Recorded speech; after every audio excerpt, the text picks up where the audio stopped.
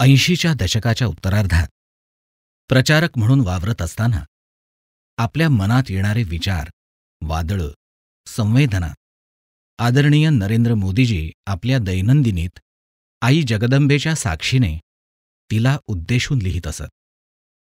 त्यात आदरणीय मोदीजींच्या त्यावेळच्या मनोरचनेचं नितळ दर्शन आपल्याला घडतं. त्या आई जगदंबेशी झालेल्या मनोज्ञ वार्तालापातील हा एक मोती. आई जगदंबेशी हितगुज. मूळ लेखन आदरणीय नरेंद्र मोदीजी. मराठी अनुवाद आणि अभिवाचन राजेंद्र वैशंपायन. नवजीवनाची प्रेरणा. जगज्जननी आईच्या श्रीचरणांवर साष्टांग प्रणिपात. आज शिबिराचा शेवटचा दिवस. कालपर्यंत ज्या निर्मितीसाठी सगळी धावपळ होती, आग्रह होता, अशा सगळ्या व्यवस्थांच्या विसर्जनाची आज तयारी होते. अल्पजीवी असणाऱ्या या व्यवस्थासुद्धा मानवी जीवनाच्या प्रतीकच तर आहेत. या संसारात सुद्धा असंच आहे ना. कोणाला ठाऊक नाहीये की संसार असार आहे, परंतु मानवी मन त्यापासून मुक्त का होऊ शकत नाहीये? सगळंच निरर्थक आहे.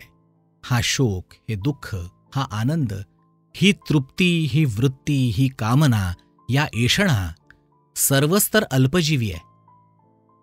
बहुतेक मानसिक समाधान असेल, बहुतेक दुसऱ्याला पराभूत करण्याचा आनंद असेल, परंतु आनंदसुद्धा अल्पजीवीच तर असतो.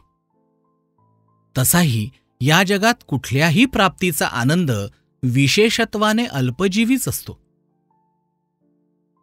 पण तरीही आई माझ्या सकट सगळ्यांना काहीतरी प्राप्त करण्याची इच्छा असतेच. असं का?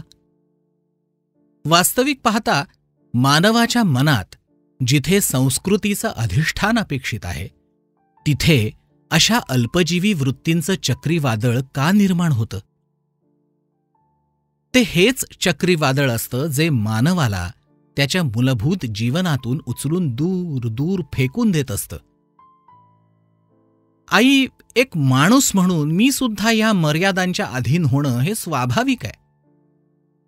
चिरंजीवी इच्छा, चिरंजीवी तृप्ती, चिरंजीवी कामना जागृत होण्याचा कुठला मार्ग नाहीये का? कदाचित चिरंजीवी इच्छाच मानवाला चिरंजीवी तृप्त जीवनाचा मार्ग दाखवू शकतील. या मार्गाचा शोध हाच तर आहे. मानव जीवनाचा सर्वात मोठा संघर्ष आहे. आजचा दिवस एक विशेष संदर्भ असलेलाही बनून राहील. आज नव्या क्षेत्रातील प्रत्यक्ष कार्याच्या दिशेने जाण्याचं वातावरण निर्मित होईल. दुर्भाग्यानं त्याचा आरंभसुद्धा निवडणुकीनेच होतोय.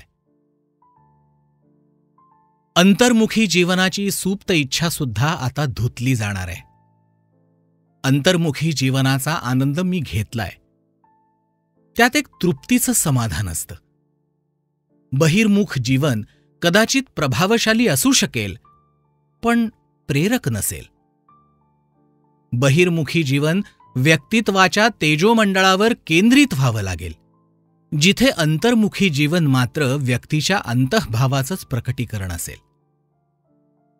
अंतर्मुखी जीवनात कसलाच कोलाहल नसतो. तिथे तर एक नीरव शांती असते. एक शांत झरा त्यात निरंतर वाहत असतो. महानदीसारखं कदाचित सर्व भूमीला सुजलाम सुफलाम करण्याचं सामर्थ्य त्यात नसेल, पण हा शांत झरा विराण भूमीला नक्कीच जिवंत करून टाकतो. त्याच्याजवळ अतुलनीय आनंद असतो. झरा एक सातत्यपूर्ण सरस संवादाचं सर्जन करतो, ज्यात संगीताचा गोडवा प्रतिध्वनित होतो, आणि म्हणूनच तर मानवाला झऱ्याचं आकर्षण असतं.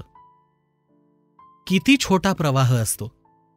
नाद नाही, निनाद नाही, सरोवरासारखी विशालता नाही, सागरासारखं वादळ नाही, नदीसारखा गतिशील प्रवाह नाही, तरीही झरा किती अल्पसंतुष्ट आहे. त्याची ही अल्पशक्तीसुद्धा कित्येक जणांना आपल्या अंकित करून घेते.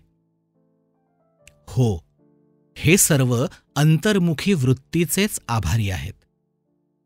याच कारणानं त्याचं प्रभावक्षेत्र, प्रभावाची तीव्रता सर्वच नत झाल्यानंतर सुद्धा त्याची प्रेरणा शक्ती किती तीव्र असते.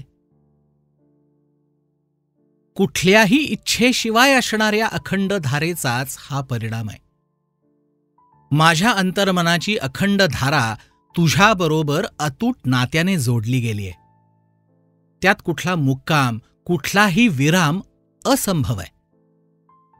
त्याच्या या जिवंततेचा सुगंध चारी दिशांना नवजीवनाची प्रेरणा देतो. आई, हेच सगळं सत्य आहे, पण मी त्याच्या विरुद्ध दिशेने पावलं टाकतोय. शांत स्वस्थ चित्तापासून मुक्त होऊन कोलाहलाच्या कह्यात जातोय, पण मनात दुविधा नाहीये. आई, मला माहिती आहे या शरीराला आता एका नवीन रंगमंचावर घेऊन जायचंय. एका नवीन रंगमंचाप्रमाणे याचा साज शृंगार करायचा आहे. मन, बुद्धी, हृदय, शरीराच्या या सर्व अंगांना आता या नव्या रंगमंचाप्रमाणे घडवायचंय. आई, तुझ्या आशीर्वादानं हे सुद्धा होईलही. तिथेही जिवंतपणाची अनुभूती करवून द्यायची आहे. परंतु या मन, बुद्धी, हृदय, शरीराच्या सर्व अंगांना जोडणाऱ्या एका आत्मतत्वाला मी वरलेलं आहे. या आत्मतत्वाच्या आधारानंच आता तुझ्यासह संधान साधलं जाणार आहे. जगाच्या दृष्टीने मी कुठल्या रूपात प्रकट होईन याचं मला महत्त्व नाही. माझ्या अंतर्मनाची अखंड धारा तुझ्याबरोबर एका अतूट नात्याने जोडली गेली आहे. त्यात कुठलाही मुक्काम, कुठलाही विराम असंभव आहे. कदाचित माझी ही श्रद्धाच मला अंतर्बाह्य परिस्थितीत सुरक्षित ठेवेल. 8 डिसेंबर 1986. आई जगदंबेशी हितगुज. मूळ लेखन आदरणीय नरेंद्र मोदीजी. मराठी अनुवाद आणि अभिवाचन राजेंद्र वैशंपायन.